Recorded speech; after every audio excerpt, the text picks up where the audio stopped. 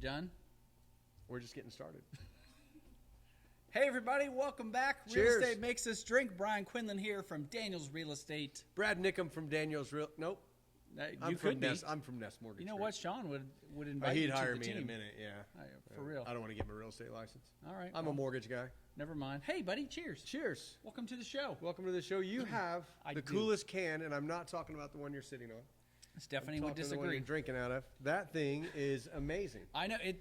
So, truth be told, as I'm walking through the aisleways of Total Wine. Oh, wait a minute. Are you saying you normally lie? Sometimes I lie. But here we go. So walking through the aisleways of Total Wine and trying to pick out individual beers just so I can bring on the show because I like to mix it up. Right. If I'm drinking Coors Light, it was either a rough night or I forgot to bring a beer with me. Yep. So Mama Renegade. That's what it's called? Yeah.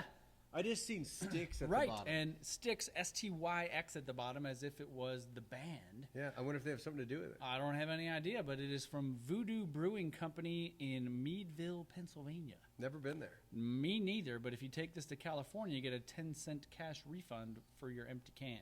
If you take it to that area of Pennsylvania, I bet you can meet an Amish guy.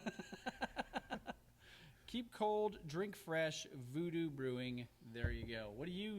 What tequila are you drinking today, So I'm Brad? drinking some Tears of... agave. No, you said it earlier. Tears of Llorona. Llorona. This is an amazing tequila. It's very difficult to find. It is a añejo that comes from NAM 1146, which makes amazing, super clean tequila. It's additive free. It's an extra añejo, and it is absolutely amazing. And you've attempted to make me try it. I know, because it's so good. Which is really a contradiction because it's hard to find, so you don't want to necessarily just waste it, but you want me to try it, though I have no interest in the tequila. I like you so much, and I like to share the finer things with you. Oh, yeah. Have I shared finer things with you before? For sure. I have. So I wanted to share that with you, but you don't want to taste it. That's okay. No, we'll probably end up drinking rum or something. I appreciate the gesture, I suppose, but I don't need more tequila. I mean, I would read you the whole bottle, but it's written in cursive, and I don't know how to read. In cursive and probably Spanish. No, it's English. Screwed. It's just cursive, so I can't read cursive any better than I can read Spanish. I don't understand why we even had cursive in the first place. I feel, as someone who actually taught cursive, which was a big thing for second graders back in the day, and probably still is. Why would a second grader need to learn? I know, right? That's like teaching about the Salem witch trials. For sure. We did not cover that in second grade. Cursive was honestly more probably about doing your own signature, but I really can't justify it otherwise. Yeah, I mean, you look at a typewriter and there's no cursive letters on it. There isn't, though. You look at fonts on computer nowadays. Is there a cursive font? Oh, 100%. There's probably multiple cursive. Whoever made that punched right in the face. You think? I'm not going to be able to read anything they send me. Well, you let them know, then they can refont it for you. If you're watching That's this, not a real word, by the way, and you're the font maker of cursive font, font you. That's all I got to say. That was fantastic. Thought you'd like it. Yeah, really well done. Okay, so, let's just get it out of the way early. We're doing shots. Already? We are. I'm ready. After the font you. He wants to fire this episode up. This is going to be better than the sitcom episode. Not doing tequila. Right over your head, and I can't help but notice it, is something called Wolfhead Whiskey. And with the upcoming Deadpool and Wolverine movie, which I'm very excited about, on the bottle is what appears to be like wolf claws. Very cool. Wolf claw, scar, I suppose? I couldn't tell you. What the hell is floating in that thing? That's called a stave. So that helps with it's like a barrel stave, which is what they use to make the flavor of the tequila. And this is a Canadian whiskey. This is brought to you by my friend Chris Weatherford. This was a gift from my buddy Chris. Hello, Chris. And this is pretty amazing. I mean, this is a hard one to do a shot of because it tastes so good. Oh, maybe so I'll this sip is this is something that we'll sip our shot. Okay. Right. So not sip the last episode tequila because it's tequila, and I just had to get rid of it. He doesn't understand good flavor. You know He's what? probably going to go home tonight. Because it's called tequila. It tastes like all the other tequilas. He's probably thinking, oh, I'm going to have something nice tonight. I think I'll have some butterscotch pudding. You know, my wife made a butterbeer for me the other day. Excuse me? Yeah. Have you ever been to I have. I've been Universal there. Studios? Have you I had have. butterbeer? I haven't because I can't have gluten. Okay. Well, that is the problem. Been like cream soda though. Oh, very much so. Yeah. It doesn't have any actual alcohol in it. Yeah. But it is really tasty. I don't really drink a lot of things that don't have alcohol in it. Well, she gave it to me. That's and like to me. That's like eating vegetarian meat, so it tastes like meat, Right.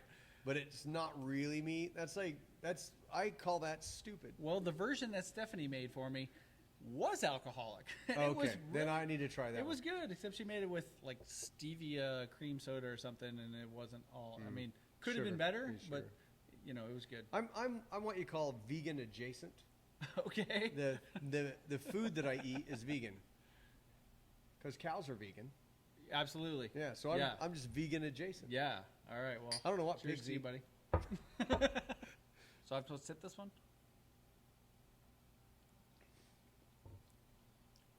Man, that tastes like Marvel movies. It's gonna be great. I don't even know what that means. I mean, I know Wolverine, Marvel character. the Come people on, on we're Big- trying to get a sponsorship. the for Big God's sakes. Bang Theory people talk about comic book stuff. So, Exactly. You should know Marvel just from your Big Bang Theory watching. I never understand what they're talking about. They're so smart. Okay, you haven't mentioned my hat. in Well, this that's episode. because it's the elephant in the room. That's the biggest damn hat I've ever seen. For real, and Yeah. it's gaining traction. I've had several people reach out to me, whether text message or like an Instagram comment, like, "Dude, I love the hat. I love it." I have lots of people say things to me about your hat too, and they love it as well. It Okay, is well, thanks. gaining traction. You know what? Feel free to comment on YouTube here with your love for my hat. I mean, it is It's something. outstanding. It It's is something. yeah. So today I went downtown. The start of the NCAA tournament. What's that? Happened today. Anyway, and the Garage Food Hall downtown Amazing off place. Mass My Ave, daughter lives right by there. no, Yeah, right awesome. next to Bottle Works. and we met one time there We for did. some beverages because we like to drink. And so I took my hat with me. And before I left the house, I asked my wife, "Should I wear the hat?" She goes, "Yeah, I think you should." So I brought it with me, and I had my man James Fox. Hello, James. Hey James, Uh, send me a deal. I had the hat with me, and we got out of the car to go into the garage, and I was like, "Should I bring the hat?" He's like, "Nah." I said, I don't "Nah." want to look like the guy with the douche. That's right. I'm just, unfortunately, out in public, I'm too You self-conscious. shouldn't be though. It's amazing. So here's what happened. The hat was left in the car. And while we're inside the garage, there are 3 different news crews walking around interviewing people. Anybody else with big hats? Not a one. You just stood out. I know. And so we're sitting there, and there's WTHR, Fox 59. I don't even know what the third one was. Was it WTHR? Anyway, so we're sitting there eating our food, I was just checking. drinking a beer, and What kind of beer did you have? I had strawberry blonde from Beautiful. Hard Truth. And dude comes over with a camera and a microphone, and they interviewed us. And afterwards, I was like, shit, I should have had the hat on. Did you ask them if you could run and get it? No, You I say, "I did have a have. I great had my prop"? red Dre hat on, but I did not have this Dre hat on. And I was like, dude, every one of those news crews would have come and interviewed us if I had this. Oh, guaranteed. Hat If you had that hat on, I know. or wore a checkered shirt with it, Why a checkered shirt? yeah, because you just stood out like a bigger sore thumb. Stupid. It's not basketball related. That's Indy 500. That's a Yeah, different but episode. You're like an Indiana basketball watcher. Unbelievable. So, anyways, the hat was left in the car. Do and you I ever was- wear the hat backwards? Oh, absolutely. And is it logo? Because to I've the- gotten it stitched There on you the go. back. That's So, even of better right course, there.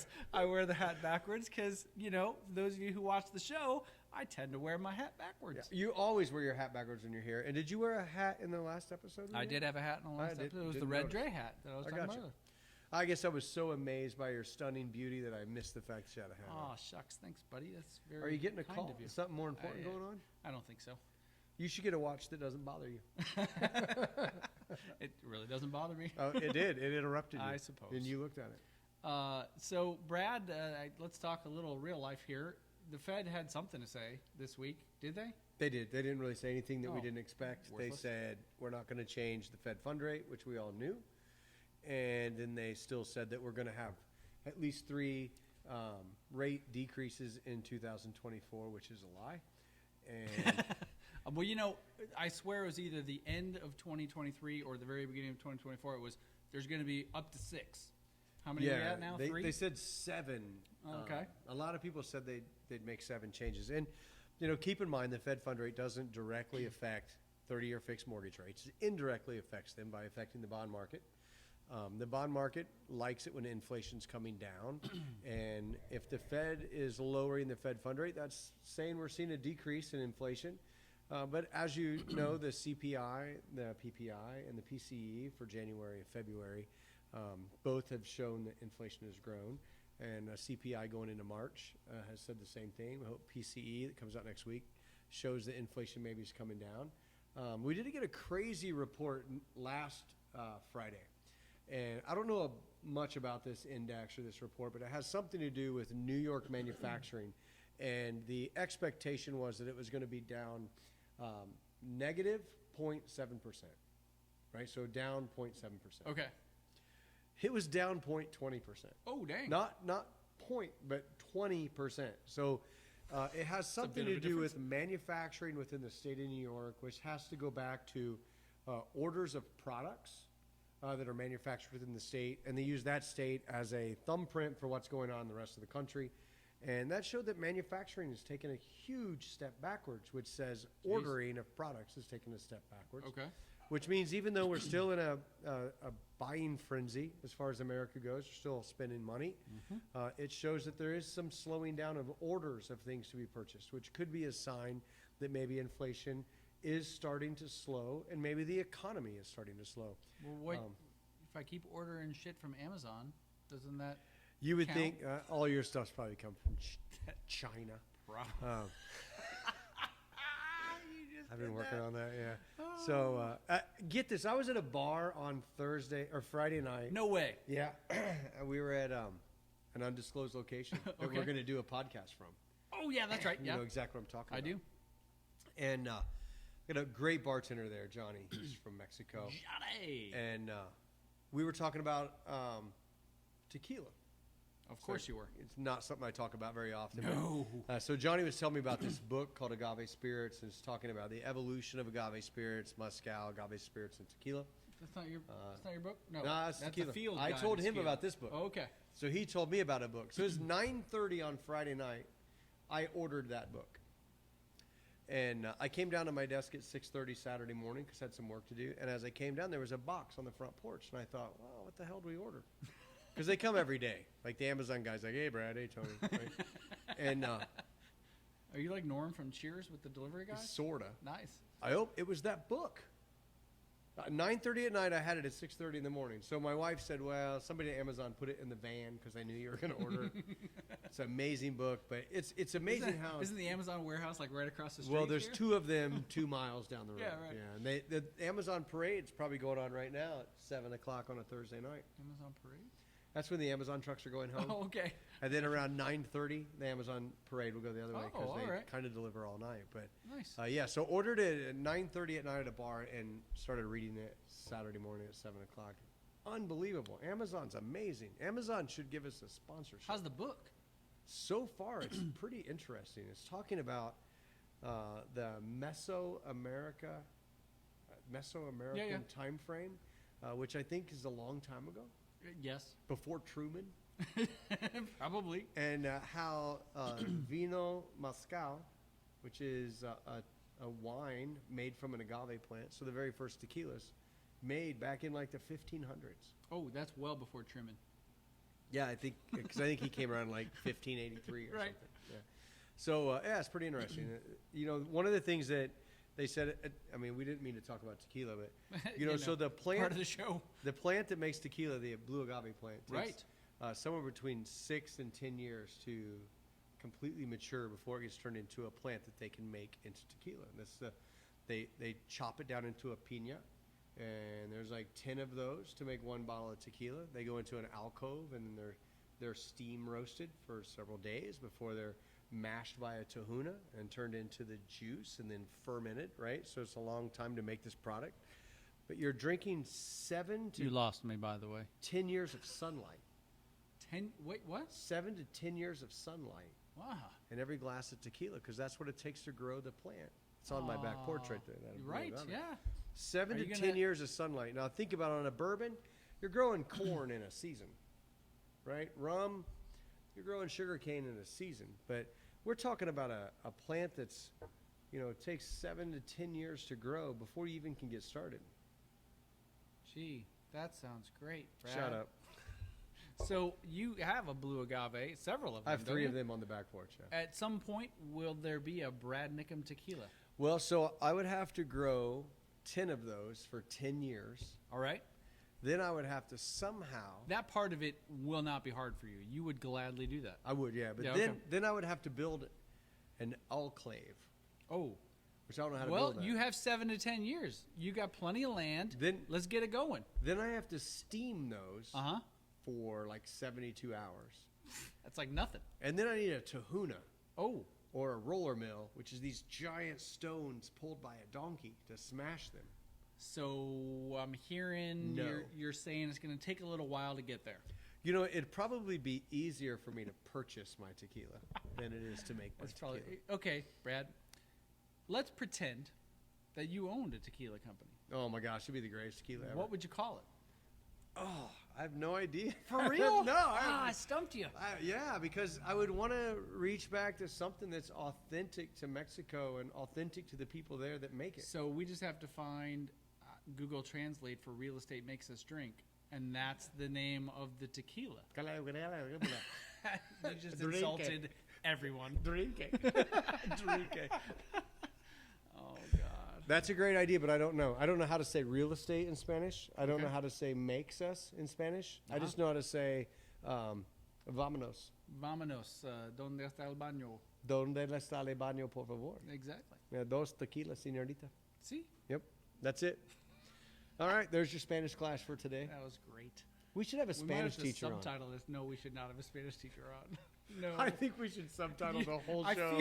I feel like you would be insulted the entire time. Probably. Oh, I pronounced that wrong? Oh, I Yeah, pronounced that yeah. wrong? Good grief. And now let's talk about the fact that the Fed really didn't tell us anything new, right? Yeah, That was kind of true. normal. We expected it. Houses are still flying off the market. We still have competitive situations in Oh, my gosh. in the market. Interest rates are high. Houses continue to grow in value. They're going to continue to grow in value. But what's going to make it harder after July 1st? Right. Is it going to be harder for people to buy homes with this new NAR thing that really hasn't been decided yet? Okay. I'll say potentially. And, it's interesting. What you're referencing is the lawsuit in Missouri where the National Association of Realtors and a number of other big companies were found guilty, liable, however you want to go with that, for potentially, price fixing or antitrust violation. Or doing what real estate has done, Oh, and that's everybody knows how they do it, and it's been completely accessible to everybody in the market for at least 10 years. Absolutely. So there was a $1.8 billion fine levied against those groups. And I want to point out that there's only one person that wins in a lawsuit. Who's that? The lawyers. Yeah. Did you know that the lawyers battled to make sure that they get 40%? Ridiculous. Right? Not the people that got supposedly screwed over. To heck with the people we're defending or Yeah. fighting for or who we care about. But we're going to take 40% of the money, and then we'll take the rest and we'll throw $5 out to the hundreds of people. Part of their justification for that was, we weren't 100% assured we were going to get a settlement, or when we were going to get paid over. Like, that's literally what we do. That's what realtors do. You know what's brown and black and looks good on an attorney? What's that? A Rottweiler. Oh, nice. I like that. You know what you call 1,000 attorneys at the bottom of the sea? A good start. Good start, Nice, yeah. yeah. Do you know what a whole bunch of attorneys gathering in a room making decisions for America is called? What's that? Congress. No, that's for sure. Yeah, that's a horrible group. So anyways, a settlement has been proposed, and that's another thing. This has become national news, but nothing is actually settled. Right. $415 million coming from National Association of Realtors to essentially settle their portion of that lawsuit.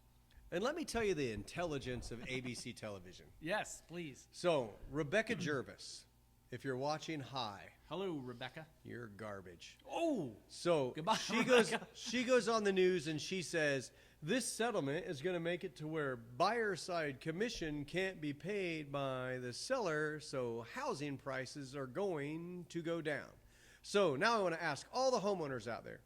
The realtor says to you, you can sell your house for $400,000. And you are going to look at the realtor and go, Well, gosh, Brian, I don't have to pay the buyer's agent. Can't we list it for $388? Hell no. in fact, I'll probably still list it for $425,000, $25,000 Yeah. higher than what you said I'd sell it yeah. for. Housing prices aren't coming down because there was a settlement. Housing prices aren't coming down because Rebecca Jervis said it on ABC. I'm pretty sure she has no mortgage. And when you watch the people on the news talking to you about how things affect you at home, keep this in mind. They all make an 8-figure income.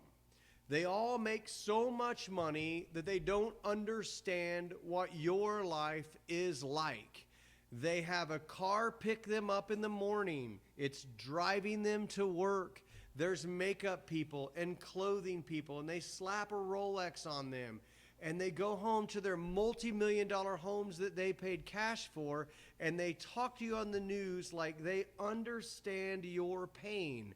Their pain is different. If you've never had the bank call you, and I'm sure one of my friends here in the audience has, where they say, "Hi, Todd. I wanted to let you know that you've exceeded the FDIC insurance amount in your checking account, and you need to open a new account."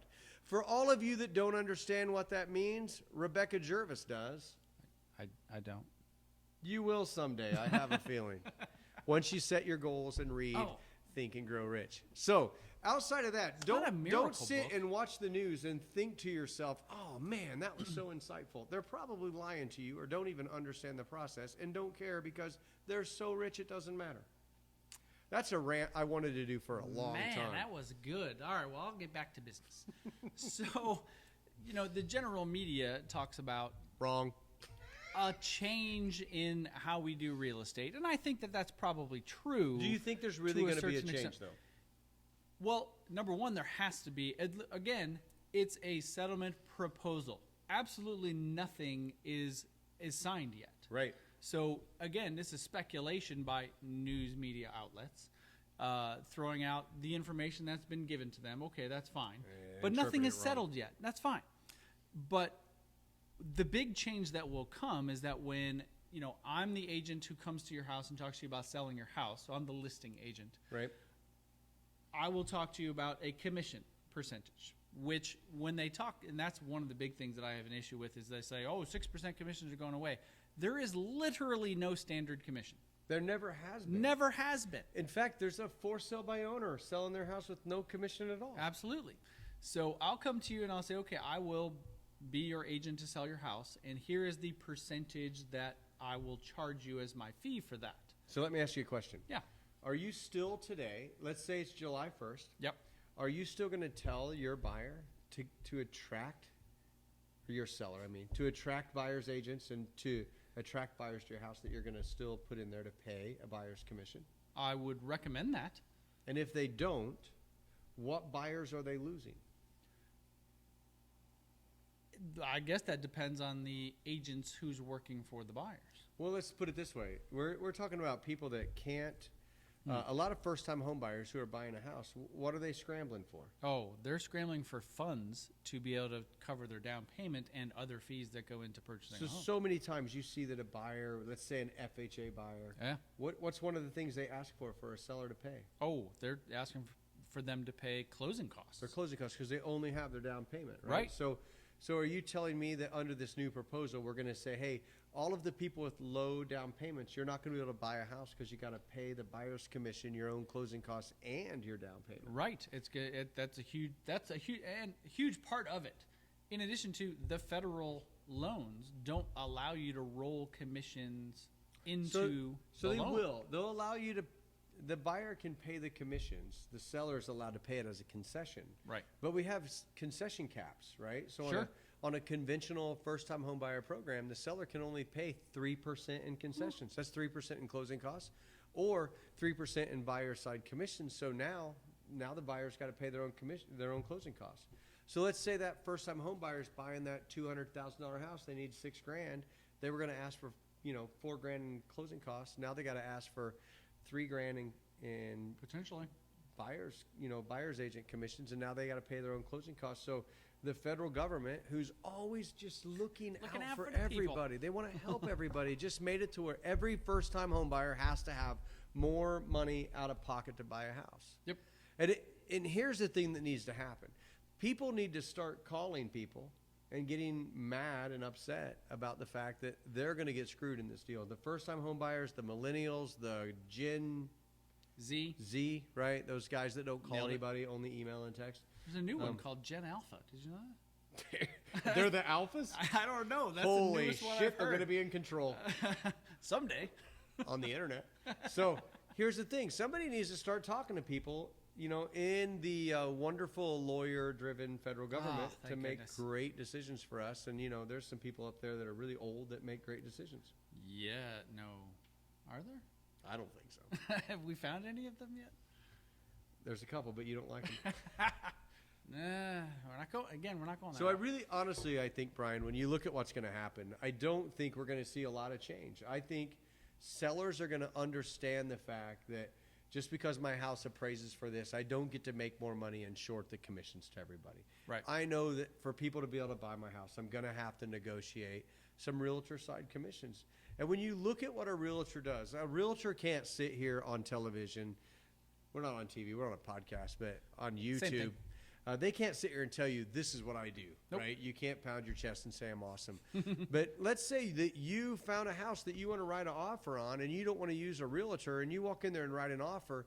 You better be pretty damn savvy to be able to negotiate your price. You better have a really great understanding of how to do an inspection response. Yeah. You better really understand all the guidelines of an appraisal. Yep. Not to mention understanding title and the ramifications if title's wrong, or the ramifications if you put the wrong date on your purchase agreement and buy that house, because this buyer's agent does a great job negotiating for you, standing up for you, and protecting you.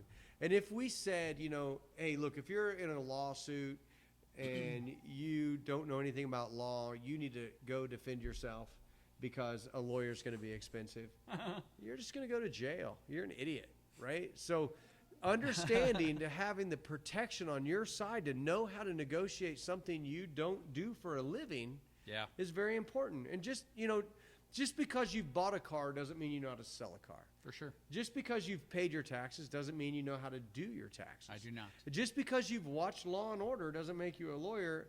And just because you've bought a house doesn't make you a realtor. So understanding the law behind all of those things behind is what's so important, and being protected and understanding that these people work really hard every day at no salary. They're not getting paid per hour. They're not getting paid to answer your question or paid per mile. They're getting paid to close deals, and they're here to protect you as a buyer's agent. So no matter what happens in those costs in the future, don't be an idiot. Hire a realtor. One of the things that infuriates me, and I work with a lot of buyers, more than I do sellers, to be honest, is people who say, oh, all you do is open doors for people. The hell I do. Oh, yeah. Do a negotiation on a 478-page inspection report. It's ridiculous. And I've had those that are 50, 60 pages of an inspection. Like, good luck knowing what it is you can ask for, what you can't ask for. What you should and shouldn't. Oh, for sure. And I'm kind of dealing with that now with a very benign inspection that we got. But still, it's like I'm talking to my clients and I said, that's actually not a defect or a safety concern. We don't have to do anything with that. Right. But how many people would look at that and go, oh, well, I need to call out a siding guy to fix this. It's actually not broken. Oh, and here's a great question for you as a buyer. If something goes wrong, how do you get your earnest money back? Oh, yeah. I mean, go back 2 shows or 3 shows or 4 drunk shows. We talked about earnest money. We did. But the average person doesn't even understand how earnest money works. Yet all of a sudden, you're going to become a real estate expert and do this on your own. You don't even know how to read the lease that you signed when you rented your house and how to get out of it. Yeah. To me, I think maybe the biggest change that's probably coming, which is very minor, is the fact that right now when you list a house online, you say what the buyer's agent commission is going to be. Oh, we can't tell them now. Now, you can't tell them. What's that? Have you seen that meme that says, this is a perfectly. Oh, yeah. It has 3% Yeah, I've like seen going that, into it. which is quite funny. This is a 3-acre. Right. But as the buyer's agent, now I just have to make sure that when I talk to the listing agent, like, hey, is your seller willing to pay my commission? And that's kind of where the conversation is going to start.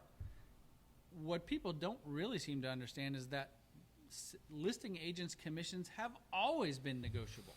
Always. And that's the way I've always worked with people. Like, hey, here's what the commission would be. It's negotiable. And by the way, I'm giving a portion of this to the buyer's agent. Well, let me ask you this. Before the laws even happened, Yeah. you just wrote a purchase agreement on a house for a client. What was the buyer's side commission on the one you just wrote with me?